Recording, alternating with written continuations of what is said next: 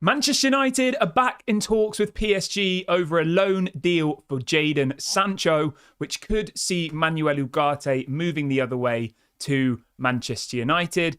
United also have apparently approached Nottingham Forest for Danilo, as well as still being interested in signing Alonso from Barcelona, which I'm sure is going to come as a little bit of a shock for some people.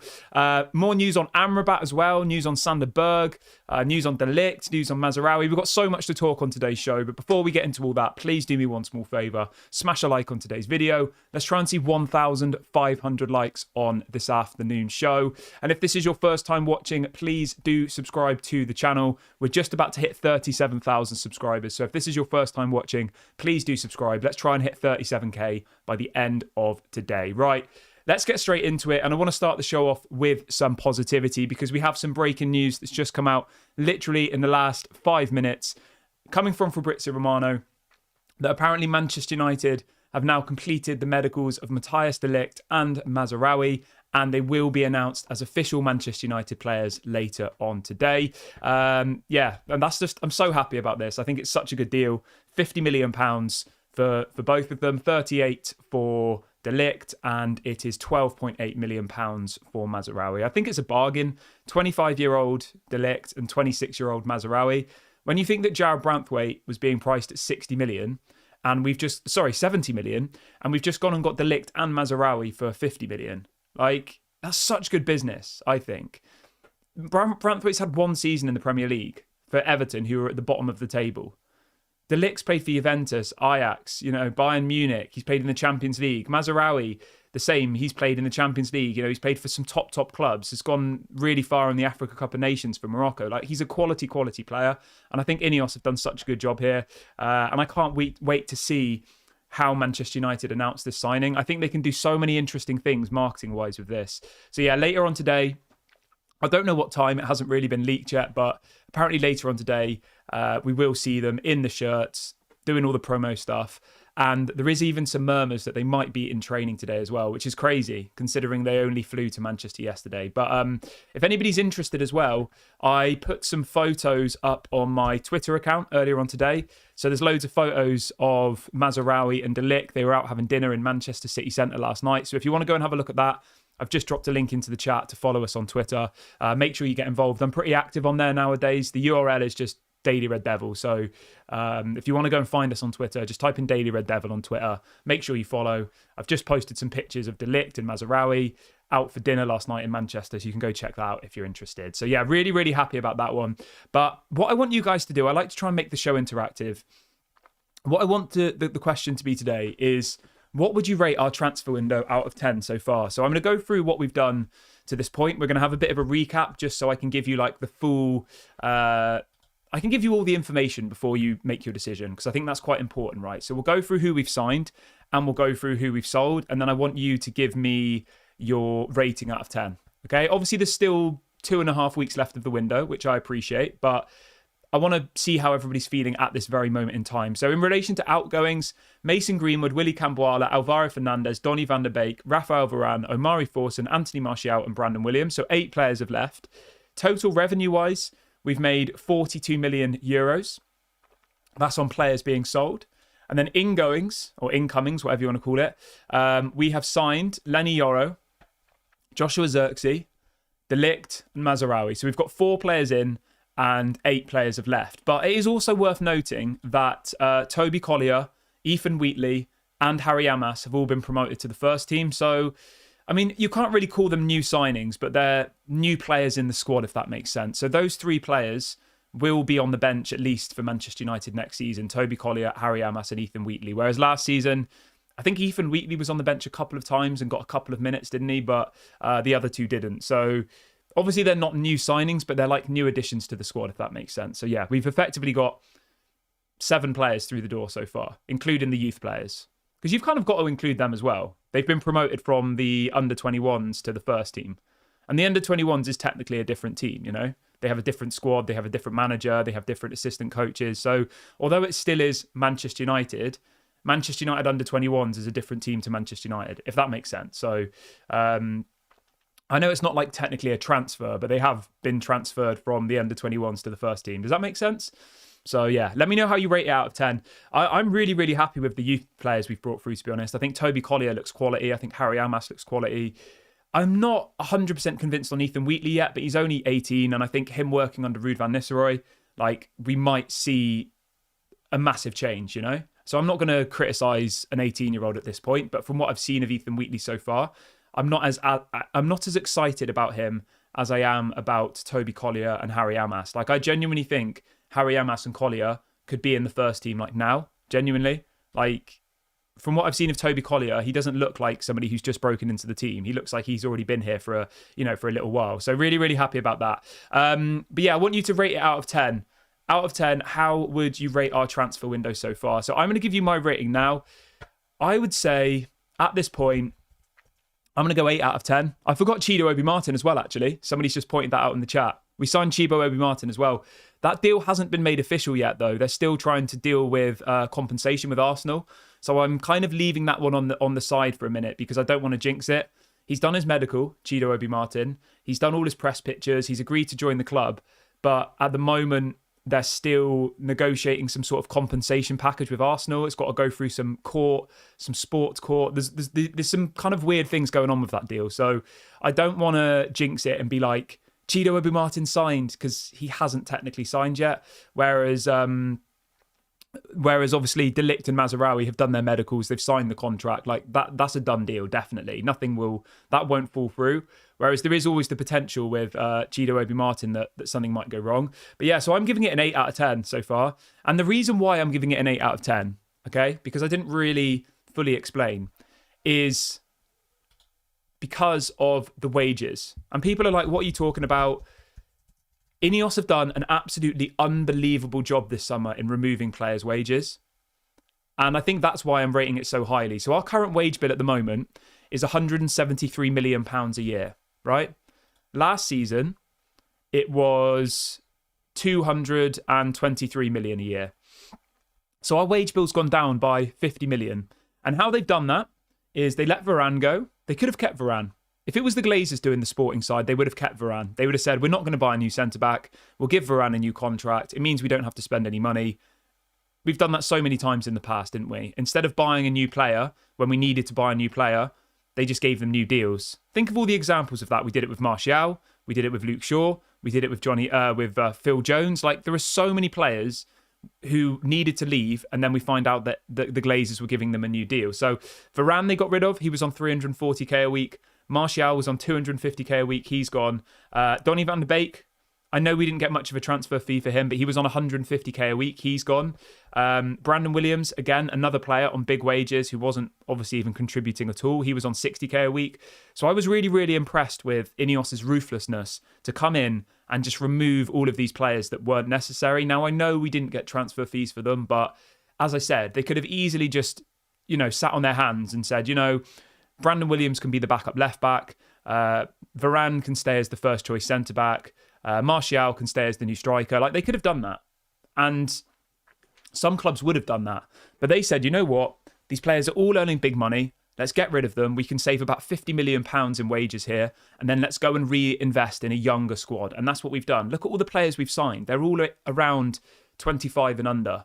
Lenny Yoro's 18. Joshua Zirkzee, I think, is 23. De Ligt's just turned 25. Mazraoui, I think, is 26. Like, you can see what Ineos are trying to build here. It's a team for the future. Whereas people like Varane, Martial, Donny van de Beek, like, they're not for the future. They're not. Like, they all needed to go. And I was really impressed with their ruthlessness to just move those people out. So, yeah, I'm giving it an 8 out of 10 so far. I think if we get rid of Maguire, McTominay, Lindelof, a couple of others, Sancho, I honestly think this could be a 10 out of 10 window, genuinely. Like, we'll talk about Sancho in a minute. But at the moment, I'm saying 8. Last summer was a 5 for me. I thought last summer was pretty poor. We didn't really get rid of anybody. Onana, I didn't really think we needed. Mason Mount was a weird signing. And as much as I like Rasmus Højlund, I think 75 million was absolutely crazy money. When you see that Alvarez has just gone to Atletico for 75 million, and people are accusing Man City of cheating because they think 75 million for Alvarez is crazy. We paid 75 million for Rasmus Højlund last summer, who'd scored 8 goals in a top 5 league in his whole career. Whereas Julian Alvarez has won the World Cup. He's won the treble. Like, I would love Alvarez at Man United. He's quality. So that was why I've marked down last summer. I think we overpaid for players, and I think we spent the money on players we didn't need, i.e. Mason Mount, debatably Onana. So yeah, I'm really, really happy with the window. I think it's been decent so far. I think we're completely transforming our defence, and I think if we can get out the players that I think should be leaving, then it could, honestly could be a 10 out of 10 window. It honestly could. Like, who would have thought that this year, right, that you would have seen all of these players leaving? And if Manchester United and Ineos can, in the final weeks of the window, get rid of Maguire, get rid of who was the other one I said? My brain's gone. Get rid of Hannibal, probably get rid of Pellistri, get rid of, I mean, if they could get rid of Eriksen as well, get rid of Lindelof, we could see another 3 or 4 players coming in if they manage to get rid of all those players. And we're going to go through it in a minute because there is a bit of breaking news that came out in the last couple of seconds. So I'll tell you what, we'll go straight into that. But before we do that, we've got over 1,500 people watching the video live now, which is amazing. If everyone could do me a small favour and smash a like, that'd be really, really appreciated. I've set a likes target of 1,500 for today's video. So if everybody who's watching right now likes the video, we will hit that target. And if this is your first time watching, please do subscribe to the channel. We're literally just about to hit 37k subscribers. So if this is your first time watching, make sure you go and subscribe. Once we hit 40k, I will be giving back because I always try and, support. I appreciate how much you guys support me. So when we hit 40k subscribers, I'm going to give away 2 Manchester United shirts. You can pick whichever one you want, whatever name you want on the back. So yeah, I'll do that. We did the same at 30k and I'm going to do it at 40k as well. So if this is your first time watching, please go and subscribe. I've just dropped a link into the chat to do that. Everyone is welcome. Right. So the big bit of breaking news that I want to bring you right away this morning is coming out from Laurie Whitwell, who I think at the moment, alongside David Ornstein, alongside Fabrizio, is probably one of the more reliable journalists at the moment. There are some journalists that when you speak, you take it with a pinch of salt, if you know what that means, right? Like the people, I don't want to single people out, but there are some journalists when they say stuff and you're just a bit like, it just doesn't really make, it's just not believable. Do you know what I mean? So right, Laurie Whitwell's come out this morning and he's gone through a list of players that Manchester United are apparently going to sell this summer or are trying to sell this summer. And he has actually highlighted McTominay. So he says this is coming from Laurie Whitwell on the Athletic website. He says that Scott McTominay's future is currently up in the air and may not be resolved until the final few weeks of the window. Blah, blah, blah. Apparently, Manchester United are looking for £25 million for McTominay, which I think is fair. He goes on to say that Fulham are still interested after bidding unsuccessfully a couple of weeks ago. He says Napoli have also entered the race to sign Scott McTominay. That's crazy. He also goes on to say that Everton, Brentford, Galatasaray and Fenerbahce have all made inquiries to Manchester United in recent weeks. And it says that McTominay will only leave for the right club. I mean, I said this ages ago. I said that McTominay to me feels like an Everton player. Is there a world where we sell McTominay to Everton, right? Sell McTominay to Everton and go and get Branthwaite? I think we need Branthwaite as well. And I know some people are done with Branthwaite. Some people are like, oh, he's too expensive. He's overrated. English tax, all of this stuff. But let me explain to you why I think we need Branthwaite. This time next summer, say we don't sell a single player for the rest of this window, okay? Say that nobody leaves. Maguire stays, Lindelof stays, Johnny Evans is still here. This time next year, Johnny Evans, Victor Lindelof and Harry Maguire will all be out of contracts. That's a fact. All 3 of them, they'll be gone. Johnny Evans is 36, Lindelof is 30 and Maguire is 32. None of them are going to be given a new deal, 100%. So those 3 players, 3 centre-backs will all be gone this time next year. Now, if you look at what we've got at the moment, centre-back-wise, we've got 6 centre-backs, okay? We've got Lenny Yoro, Martinez, De Ligt, and then obviously the players I mentioned just now. So if you fast forward to this time next year, we're only going to have 3 centre-backs. And Manchester United always have about 5 or 6. Now, the reason I'm bringing this up is, if we could get Branthwaite this summer, that effectively would now allow us to move on Maguire and Lindelof this year. And the reason why that's so important is because we'd actually get a transfer fee for them.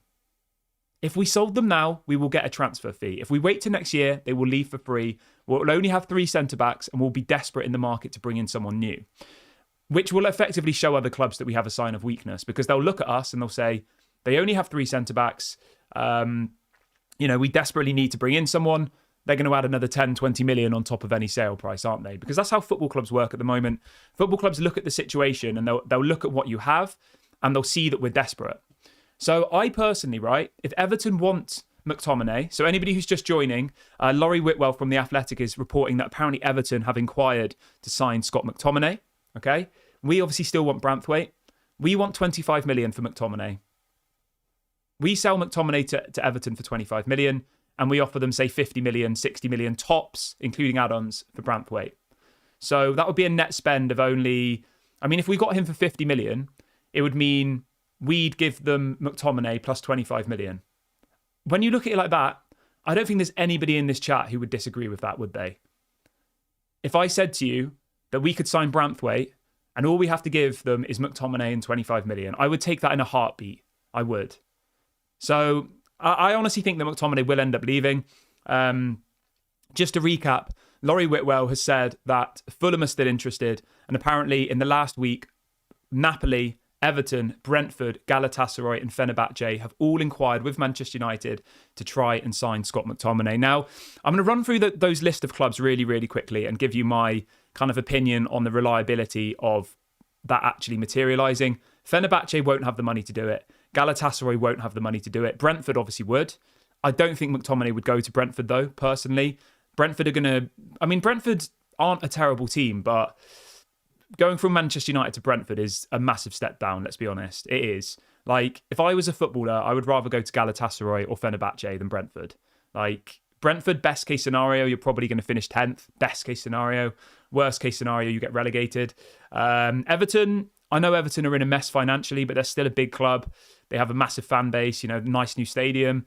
Would McTominay go to Everton? Maybe. I don't know. I mean, if there was a good contract on the table and he was going to be a first-team player, maybe he would consider it. Napoli, I'm sure he'd like to join Napoli. And Fulham, again, I think Fulham's kind of in the same bracket as a Brentford. They're not an amazing club, but they have a big fan base. I just think that if there is a genuine possibility here to get Branthwaite, like we have to do it now, because next summer we're going to be so short in our defence. We will. Even though we've just signed the Ligt, this time next year we'll only have 3 centre-backs. So you've gone from 6 centre-backs this summer to next summer only having 3. And that's purely just because of contracts running out from Johnny Evans, Maguire and Lindelof. And none of those players are going to have their contracts extended. So when you break it down like that, I can see why Manchester United are still interested in Jarrad Branthwaite. I can see why they're still trying to do a deal, because otherwise next summer we're going to be screwed. We will. Because 3 centre-backs is not enough, especially when you have an injury crisis. Like, imagine if you lose 2 centre-backs through injury and you only have 3. What are you going to do then? Like, a top club needs 5 or 6 centre-backs at all times. So, yeah, I think Jarrad Branthwaite to Manchester United still could happen. There was murmurs coming out yesterday from multiple different journalists saying that apparently Manchester United are going to go back in for a third bid for Jarrad Branthwaite, £60 million. I mean, £60 million is a lot of money, but I understand the logic. He's obviously very talented, Premier League proven. And the thing which a lot of people seem to forget about Jarrad Branthwaite, okay, is that he played under Ruud van Nistelrooy. So 2 seasons ago, Jarrad Branthwaite was on loan at PSV in the Eredivisie, right? And at that point, his manager was Ruud van Nistelrooy. So he had his real breakout season under Ruud van Nistelrooy when he was the PSV manager. Obviously, he's Premier League proven. And the other really, really interesting thing with Jarrad Branthwaite, which I think a lot of people forget as well, is that for large parts of last season, he played at left back for Everton. Obviously, he can play left-sided centre-back, right-sided centre-back. He's very versatile, but he can also operate as a left-back. So he kind of ticks that box. I personally would still go in for Branthwaite, especially if McTominay to Everton is a genuine possibility. And as I said, like, Laurie Whitwell doesn't put out fake news. For him to say that Everton have inquired for McTominay, like, there will definitely be some truth in that. He's not just going to put out stuff for the sake of it. Like, he doesn't do that. So yeah, that's really, really exciting. And fingers crossed Manchester United can get that one over the line. But what I wanted to ask you is, how much would you be willing to pay Everton for Jarrad Branthwaite if McTominay's going the other way? So say they buy McTominay for 25 million. how much extra would you be willing to give them for Branthwaite? I think if we could get Branthwaite for 30 million tops and give them McTominay, I think that'd be a good deal. I do. In the long run, I think we would not regret that at all. Branthwaite's 22. You know, he could be at Manchester United for the next decade. Very versatile. So yeah, I'm still very, very keen to sign him. And I actually think that although people are like, we really need a midfielder, which I agree with, the centre-back issue is actually just as important for me, because even though we've just signed De Ligt and Lenny Yoro, as I keep reminding you, this time next summer, we're only going to have 3 centre-backs because Maguire, Lindelof and Evans will leave after their contracts expire. So, yeah, there's a lot of business that still needs to be done. And Laurie Whitwell has gone on to say as well, there's so much news coming out this morning, guys. It feels like such a good, positive moment that apparently Manchester United have listed Antony, Sancho and Casemiro for sale. This is again coming from Laurie Whitwell. He says that apparently the asking price is 25 million for McTominay. I don't know what the asking price is for Antony. Sancho, the asking price is apparently around 45 million. And Casemiro, I think it's around 40 million. So there is a genuine possibility that these players will leave the club this summer. Probably not so much Casemiro. His wages are too big for most people to even be able to consider. So that would obviously put people off. And let me just have a little sip of my tea. 1 second. Yeah, and he goes on to say, that Victor Lindelof is also up for sale this summer. So just to recap for anybody who's joining late, Laurie Whitwell from The Athletic is confirming that Scott McTominay, Jadon Sancho, Antony, Casemiro and Lindelof have all effectively been transfer listed, and Manchester United are now willing to listen to offers for those 5 players. I can't imagine Antony going anywhere, to be honest. Antony's going to kick his heels in and say, I'm not leaving, I'm staying. Whereas I genuinely think there's a strong possibility that McTominay will go, Lindelof will go. So yeah, that's really, really positive. We've got over 2,000 people watching the show live now, which is a record for this summer transfer window. Thank you so much to everyone who is joining me. If this is your first time watching, please do make sure to subscribe. I've just dropped a link into the chat to do that. We're just about to hit 37k subscribers, so please go and subscribe if you haven't already. I'm live at 8:30, 1:30 and 6. And yeah, make sure you get involved. It's free content. It doesn't cost any money and everyone is welcome. Right, let's move on from McTominay and let's move over to Jadon Sancho then, because the news this morning being widely reported is that apparently Manchester United are back in talks with PSG over a loan deal for Jadon Sancho. Mic drop. We all thought that Jadon Sancho was going nowhere. We all thought that PSG didn't want him anymore. I said on my show yesterday that they've just signed that Desiree Doué guy. Why would they want Sancho? But the news coming out this morning from L'Equipe is that PSG are still trying to sign Jadon Sancho and the club is now working on it. It says the priority of Luis Enrique and Luis Campos since the beginning of the window has been to sign a winger like Jadon Sancho, capable of both bringing creativity and efficiency, goals or assists. It then goes on to say that apparently Manchester United are in advanced talks with PSG over a loan deal with an obligation to buy. I would have no problem with that whatsoever. And you know what? That should then facilitate Manchester United being able to do a loan deal with an obligation to buy for Manuel Ugarte. So effectively, we loan Jadon Sancho to PSG. PSG take him for 1 year, and then at the end of the year, they have to buy him, right? And whilst that's going on, we take Manuel Ugarte for a year, and then we buy him at the end of that year. So that's how that situation would work. And it's just great to see that PSG is still in for him, because at the moment, there isn't really any other interest in Jadon Sancho. Juventus seems to have gone quiet. Dortmund said they don't have any money. Like, there is nobody else wanting Jadon Sancho. It's just PSG. Am I desperate to see Jadon Sancho go? I'll be honest, I'm not, because I do think he's a good player. But if the price is right, I think you have to sell him, you know? And if we can get a loan with an obligation to buy for, say, 45, 50 million, I think you have to do that deal 100%. If it's a straight loan, I don't think it's worth it, because he's only got 2 years left on his contract, Jadon Sancho. And I was thinking about this morning, right? The worst thing that could happen to Manchester United now is if Jadon Sancho goes off on loan, comes back next summer with 1 year left on his contract, and then he leaves for free the year after. Like, what we can't allow to happen is Jadon Sancho to leave for free at the end of his contract, because that would literally go down as one of the biggest flops in our history. £73 million we paid Dortmund for him. We've paid him 350k a week for God knows how many years. We need to get a transfer fee for Jadon Sancho. Like, that has to happen.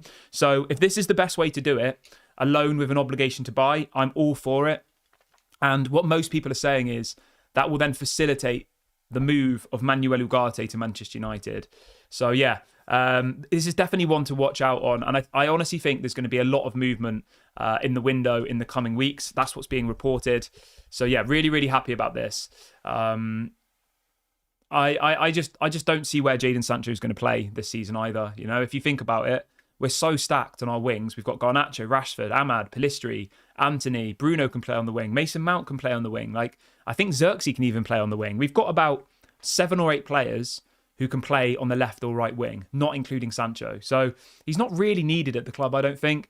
And if we were to let Sancho go, it not only means that Manuel Ugarte can join, but it also means we might be able to sign another attacking player, which I actually think we do need.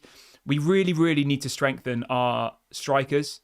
Rasmus Højlund's injured for 6 weeks. He keeps getting this hamstring injury. I'm not going to start calling him injury prone because it's way too early on in his career, but Højlund was out for quite a large part of last season with a hamstring injury, and now he's got a hamstring injury again. So at some point, we do have to start asking hard questions about Højlund. If somebody keeps getting the same injury and it's a recurring injury, then that's when you start having injury prone questions, you know? So yeah, we'll wait and see how that one progresses. But there's 17 days left of the window, I believe. The window closes a week on Friday, and there's a lot of business still left to be done. And I think it's going to be a very, very busy couple of weeks for Manchester United, from what I've seen as well. So yeah, but what do you guys think? Should we do a poll on Jadon Sancho? Let's do this then. Whilst I'm setting up the poll, if everyone could do me a small favour and smash a like on the video, that would be amazing. We've got over 2,000 people watching, which is incredible. Let's try and see 1,500 likes. Let's do this. Should United loan Sancho to PSG? Simple question.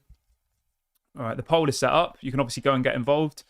Right, and let's move on from Jadon Sancho, though, and let's move over to Marcos Alonso now. I tell you guys, I can't just bring you good news all the time. I have to bring you all of the news. Otherwise, it would just be a bit... I don't know. I don't think the show would be very good if I only brought you stuff which I thought was positive. So The Athletic are also reporting this morning that apparently Manchester United are looking into buying a backup left-back. Great. We need that. But apparently the name that's being discussed at the moment is Marcos Alonso. How does everyone feel about that? I don't know. Marcos Alonso... 5-6 years ago, I would have said, yeah, great, go and sign him. But he's 33. I don't know. I guess he is Premier League proven, but it's a no from me. It doesn't excite me at all, Marcos Alonso. He's not on massive wages, to be fair. He's on £100,000 a week at Barcelona, which isn't crazy money. Would I take him as a backup? To be honest, I would rather they just go and try and get Branthwaite, because Branthwaite can play at left back as well. I just don't really see like the plan in signing Marcos Alonso. It just feels a little bit random.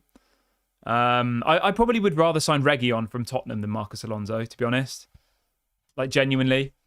Reguilon would be really, really cheap, and Reguilon's wages are really, really cheap as well. So I know it's not always about cheap, but if it's just going to be a backup player who's going to sit on the bench, like... Marcos Alonso for me it's just not exciting. Whereas like Reguilon, again, I'm not particularly excited about Reguilon, but he's on 50k a week. Tottenham want to get rid of him. They'll sell him for a couple of million. If we need a backup left back, Reguilon is an okay option. But as I said, my priority would be to try and go for Branthwaite again, because I think we desperately need to strengthen that area still. And obviously, if you brought in someone like Branthwaite who can play at left back as well, you're killing 2 birds with 1 stone, aren't you? And you're kind of future-proofing your defence for the next decade.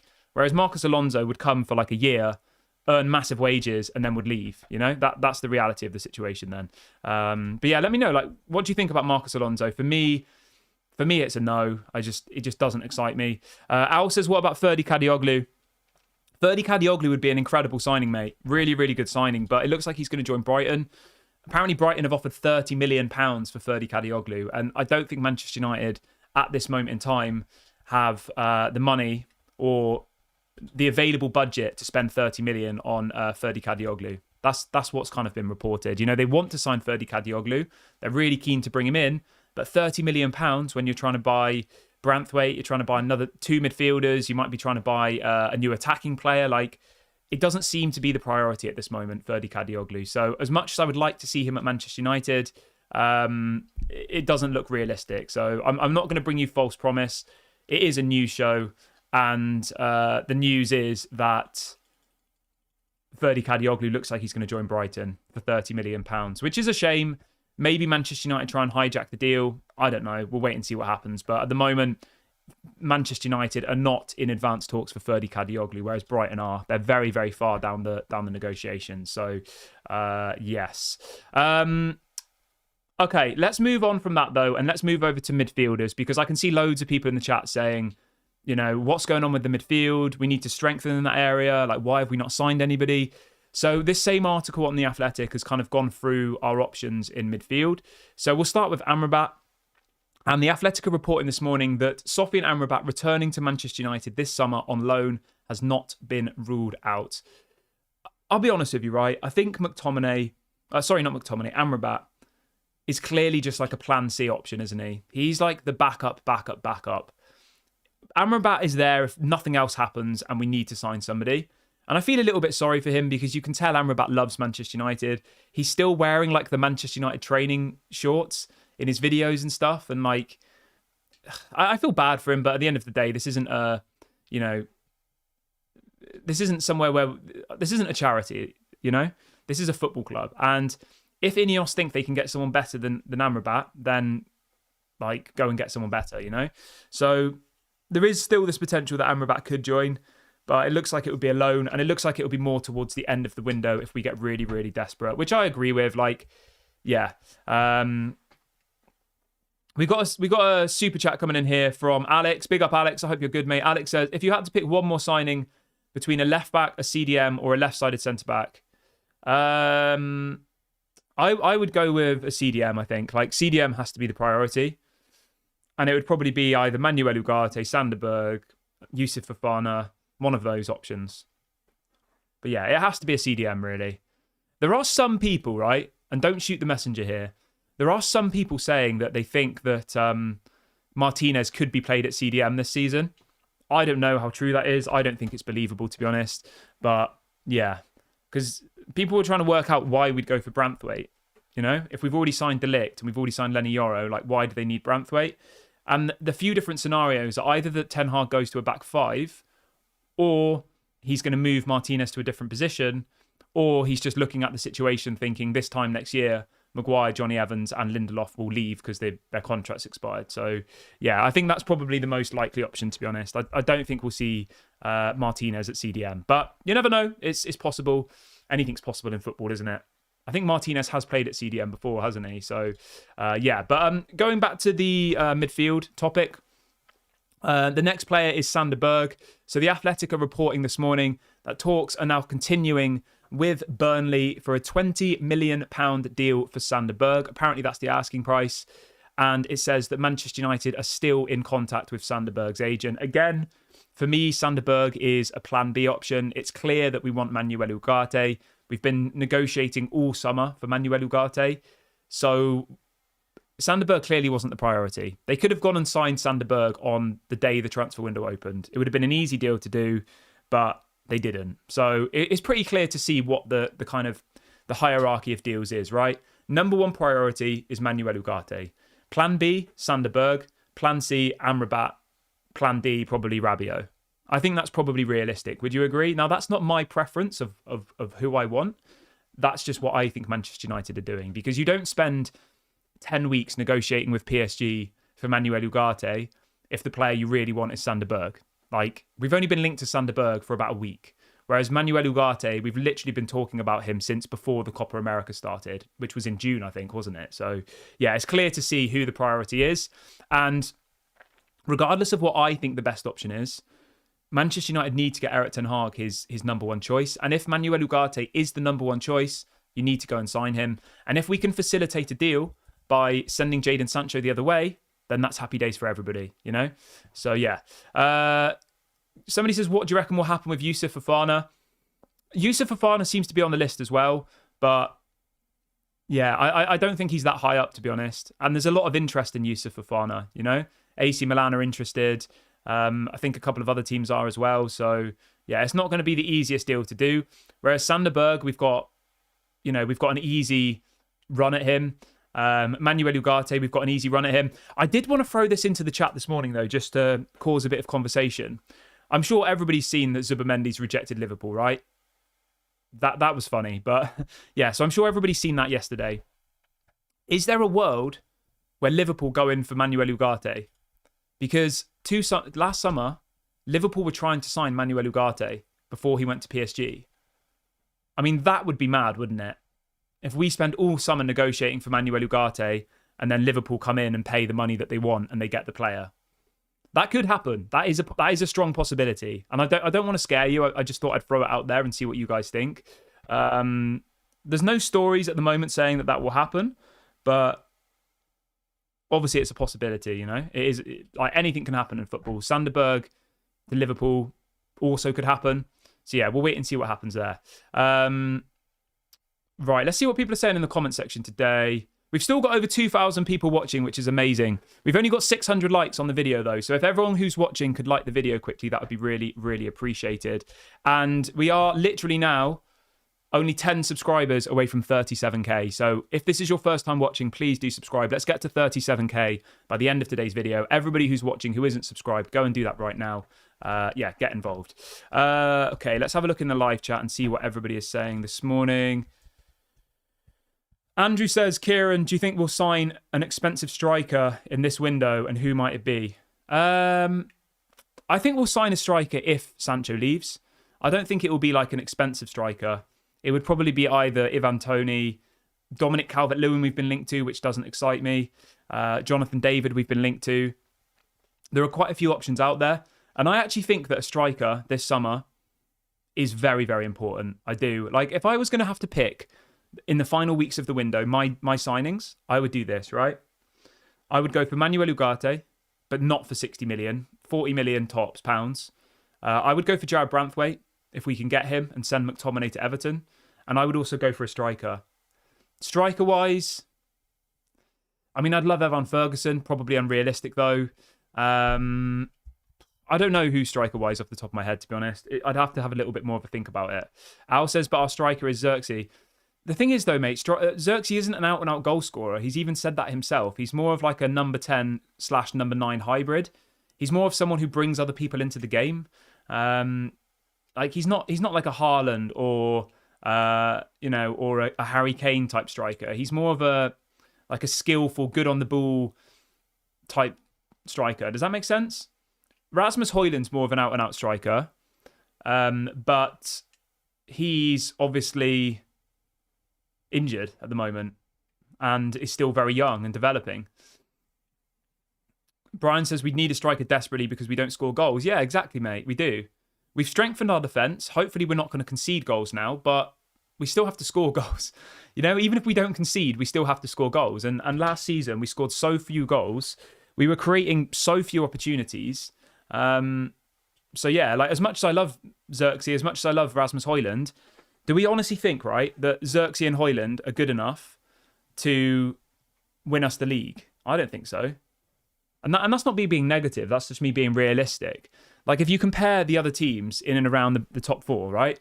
Even Newcastle, they've got, what's his name? My brain's gone. They've got Isaac. Like Isaac is better than Højlund and Xerxes, clearly. Haaland's better than Isaac. Sorry, Haaland is better than Xerxes and Højlund. I mean, even Chelsea are going to go and get Osimhen by the looks of it, you know? Like, yeah, I mean, even Ollie Watkins, somebody saying in the chat, Ollie Watkins is better than Højlund and Xerxes. And that's not me criticising Xerxes and Højlund. Like, they're 22, 23. Ollie Watkins is, 28 in his prime? I mean, who have Tottenham got? Tottenham have just signed Dominic Solanke. I mean, on paper, right, and this is a conversation point, on paper, Dominic Solanke's better than Højlund. Dominic Solanke in the Premier League last season, I think he got 20 goals, didn't he? What did Højlund get, like 8? And he was playing for Bournemouth and Højlund was playing for Manchester United. So, all I'm saying is, right, the other teams in the top 4, top 6 have all got strikers. And at the moment, we've got Xerxes, who is a hybrid number 9/number 10. And we've got Rasmus Højlund, who's still developing and seems to be getting injured a lot. Yeah, I mean, Dominic Solanke scored 19 goals last season for Bournemouth in the Premier League. He scored a goal every other game for Bournemouth, right? Whereas you look at Rasmus Højlund in the Premier League last season scored 9 goals. Dominic Solanke scored double the amount of goals as Højlund did. So that's all the point I'm making here. And I think we desperately need a striker. We can strengthen our defence loads, which we have. We can stop conceding goals. But if we still aren't scoring, then it's going to be difficult for us to achieve our goals, you know? So yeah, we'll wait and see what happens. But I honestly think as well that Xerxes is probably going to be played in like quite a few different positions. I don't think he's just going to play as a striker every single game, because he has done that in previous games. He's played as like a central attacking midfielder. I think he's even played on the wing, cutting in before. Like, he's very, very versatile, Xerxes. And I think we still do need that out-and-out clinical goal scorer who will get you 20 goals every single season, you know? So yeah, we'll wait and see. But obviously, the main point of the matter is, right, Højlund is injured. He's out for at least 6 weeks. And that means we now only have one striker, you know? We literally have one striker at the moment, and that's Xerxes. Rashford can't play as a striker. It doesn't work. He's not a striker. So, yeah, I do think we need to strengthen that. But we'll only strengthen that if Sancho goes. That's what's being reported. So, as much as I'd like another attacking player, and just go and look back over the best Manchester United sides over the last, you know, in the Sir Alex era, we always had 3 strikers, always. Always. And they were all like, you had Ole Gunnar Solskjaer sat on the bench, you know? So, yeah, it's not me being negative. It's just me being realistic about the situation here. Right, let me see what else I had planned for the show this morning. There was a couple of other bits I wanted to get into. We spoke about all of that. So yeah, just quickly on the midfield before we move on. So the Athletic have confirmed that Manchester United will sign a midfielder regardless of departures. So that's good news. We're 100% going to sign a midfielder. But apparently, if we can't sell anybody, the midfielder we buy will be a cheap midfielder. So like I said, Manuel Ugarte is the plan A option, right? If we can't sell Sancho, or we can't sell McTominay or whatever, we won't be able to get Manuel Ugarte. We'll have to go for a Sanderberg or a Rabiot or a Fofana or Amrabat or whoever it might be. Like, those are the options if we can't sell somebody. But if we sell McTominay, if we sell Sancho, like, we'll go for Manuel Ugarte. We'll go for, you know, some bigger name players. And I'm pretty confident that in the next 2 weeks of the window, we will manage to get out people like Sancho and McTominay, because there is genuine interest there in them. And all Manchester United need to do now is negotiate favourable deals and hope and pray that McTominay agrees to leave. You know, that's probably going to be the hardest part, to convince McTominay to go. Because if Brentford come knocking for McTominay, do you really think McTominay is going to leave Manchester United for Brentford? I don't think so. Whereas if it's a Napoli or it's, you know, I don't know, a Tottenham or someone like that, then maybe it will happen, you know? But yeah, we'll wait and see what happens there. Let me see what people are saying in the chat quickly. What else have we got here?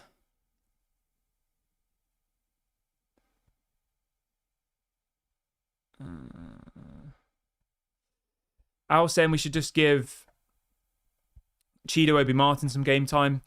Chido Obi Martin hasn't even signed yet, though. There's some legal battle going on with Arsenal at the moment over compensation. So we can't even call Chido Obi Martin a Manchester United player yet. We've had the here we go. He's done his medical, but at this moment in time, Chido Obi Martin is not a Manchester United player.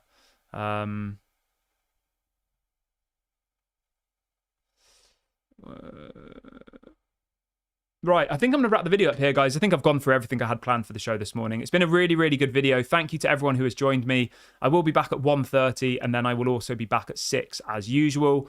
Before you leave the video, if you could do me a small favour and hit the like button, that would be really appreciated.